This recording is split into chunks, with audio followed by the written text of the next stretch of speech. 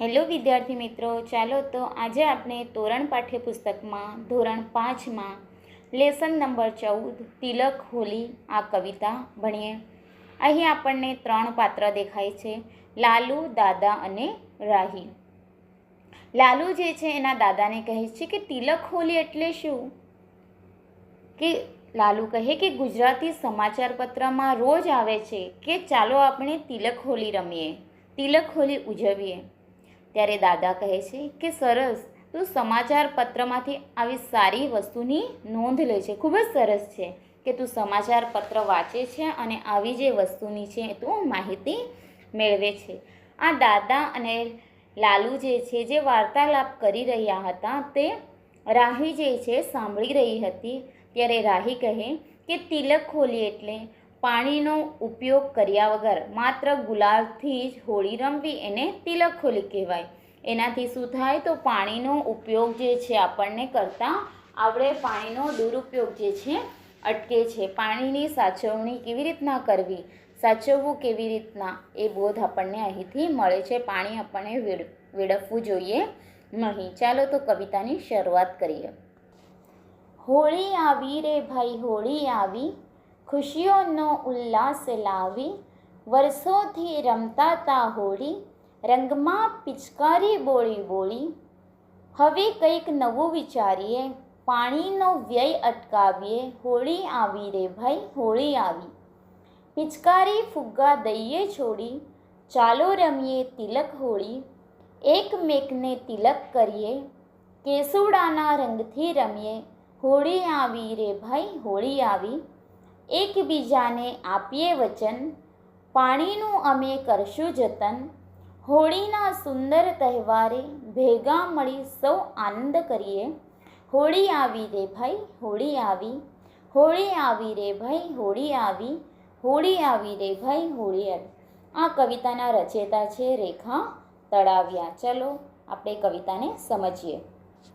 હોળી આવી રે ભાઈ, હોળી આવી, ખુશીઓનો ઉલ્લાસ લાવી. જ્યારે હોળીનો તહેવાર આવે છે ત્યારે સૌ ભેગા મળીને એકસાથે હોળી જે છે એ રંગોથી રંગાઈને હોળી જે છે એ રમે છે. અને ખૂબ જ ખુશીનો તહેવાર છે, કારણ કે એકબીજાના ઉપર રંગ નાખીને બધા આનંદ લેતા હોય છે. એટલા માટે આ ખુશીનો તહેવાર છે. ઉલ્લાસ લાવી, ઉલ્લાસ એટલે જ કે આનંદ, ખુશી લાવી બધાઓના માટે. વર્ષોથી રમતા હતા હોળી, રંગમાં પિચકારી બોળી બોળી. કહે છે કે વર્ષોથી હોળી રમવાની એક જ રીત હતી કે રંગમાં પિચકારી બોળી, એટલે જ કે પાણીમાં રંગ નાખીએ અને રંગીન પાણી બનાવીએ અને એ પાણી જે છે પિચકારીમાં ભરીએ. પિચકારી એટલે જ કે પાણી ભરવાનું એક સાધન. એ પાણી જે છે રંગવાળું પિચકારીમાં ભરીએ અને એકબીજા ઉપર પાણી ઉડાવીએ અને એકબીજાને છે એ ભીંજવીને હોળી રમતા હતા. હવે કંઈ નવું વિચારીએ. આ જે રમવાની રીત છે હોળી, એનાથી કંઈ નવું વિચારીએ, પાણીનો વ્યય અટકાવીએ. વ્યય એટલે જ કે બગાડ. પાણીનો જે બગાડ આપણે કરી રહ્યા છે એ વ્યય જે છે આપણે અટકાવીએ. હોળી આવી રે ભાઈ, હોળી આવે. કહે છે કે પાણીનો વ્યય, આપણે પાણીનો જે બગાડ છે અટકાવવાનો છે આપણે, અને રંગથી ફક્ત આપણે હોળી રમવાની છે. પિચકારી ફુગ્ગા દઈએ છોડી. પિચકારી પાણી ભરવાનું સાધન છે, એટલે કહે છે કે પિચકારી અને ફુગ્ગા એ પાણી ભરવાનું સાધન છે. ફુગ્ગામાં આપણે પાણી ભરીને એકબીજાના ઉપર ફેંકીએ અને એમને ભીજાવતા હોય છે અને પાણીનો વ્યય કરતા હોય છે, પાણીનો બગાડ કરતા હોય છે. તો આપણે પિચકારી અને ફુગ્ગા જે છે એ છોડી દઈએ. ચાલો રમીએ તિલક હોલી. તિલક એટલે જ કે ચાંદલો.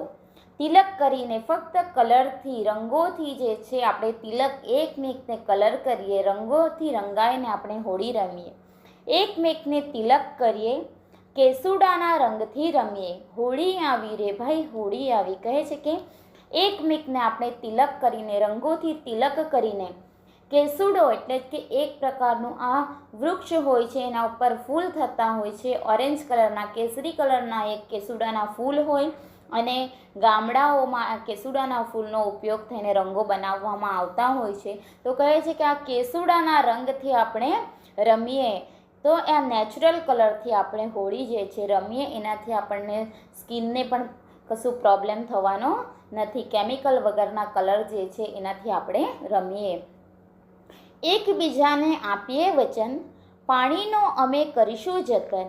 કે એકબીજાને અમે પ્રતિજ્ઞા આપીશું, વચન આપીશું, પ્રોમિસ કરીશું કે અમે પાણીનું જે છે એ જતન કરીશું, પાણીની અમે સાર સંભાળ કરીશું, એનો બગાડ કરશું નહીં. એકમેકને વચન આજે આપણે આપવાનું છે. હોળીના સુંદર તહેવારે ભેગા મળી સૌ આનંદ કરીએ. હોળીનો જે તહેવાર છે એ તહેવારના દિવસે આપણે સૌ ભેગા મળીએ, એટલે કે એક સાથે મળીએ અને આનંદ કરીએ, ખૂબ ખુશી માણીએ. હોળી આવી રે ભાઈ હોળી આવી, હોળી આવી રે ભાઈ હોળી આવી, હોળી આવી રે ભાઈ હોળી આવી. તો આ કવિતામાંથી આપણને એ શીખલાયત મળે છે કે વર્ષોથી આપણે હોળીના તહેવારમાં પાણીનો ખૂબ જ બગાડ કરી રહ્યા છીએ. તો આ પાણીનો આપણે સારા કામમાં કેવી રીતના ઉપયોગ થાય છે એ આપણે એટલા માટે આપણે પાણીનો વ્યય અટકાવવું છે, પાણીનો બગાડ આપણે અટકાવવું છે. અને નેચરલ કલરથી, કુદરતી કલરથી આપણે હોળી જે છે એ રમવાની છે. તિલક હોળી આપણે રમવાની છે, જે રંગથી ફક્ત આપણે રંગાઈએ. પાણીનો જે છે એ આપણે બગાડ કરવાનો નથી. પાણી જે છે એ આપણે બચાવવાનું છે, જતન કરવાનું છે. કુદરતી સંપત્તિને આપણે સાર સંભાળ રાખવાની છે. તો હોળી આવી રે ભાઈ હોળી આવી. Thank you.